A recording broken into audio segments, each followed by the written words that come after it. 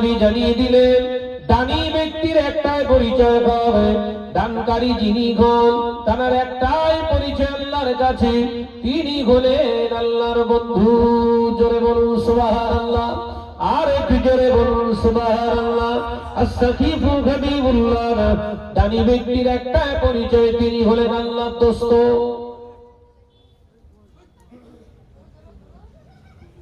বলে 1000 টাকা করে হবে না? তেতুলবিড়িয়ার মানুষরা যথেষ্ট পরিমাণে দান করে, দান না করলে এত সুন্দর একটা প্রতিষ্ঠান চলে? ওই চলে এসছে বলে আজরাই চলে এসছে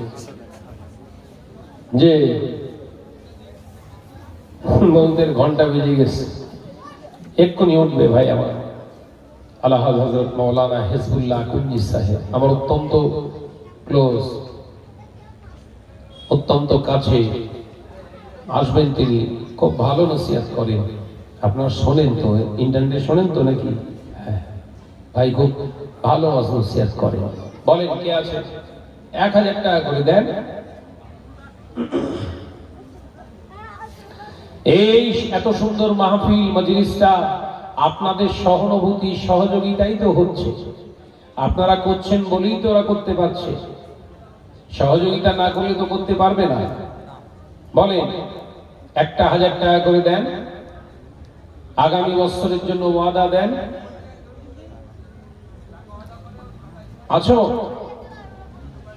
পর্দানাশীনা মা বোনেরা দেন। বহু অসুস্থ মানুষ রয়েছে বাড়িতে, কারোর হয়তো আব্বা অসুস্থ, কারোর হয়তো আম্মা অসুস্থ, কারোর সন্তান অসুস্থ, ডাক্তারের ট্রিটমেন্ট করতেই হবে। দুআ এবং দাওয়া দুটোরই প্রয়োজন আছে।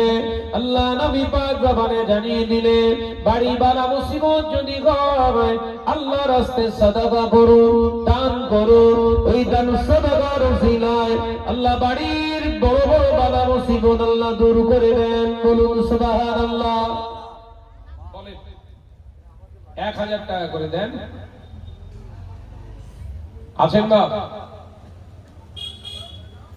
1000 টাকা করে চেয়েছি, হবে? এতগুলো ভাই রয়েছেন, হবে না? 1000 টাকা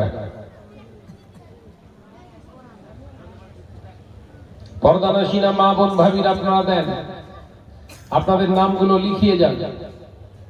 1000 টাকা আপনাদের আর পরিশ্রম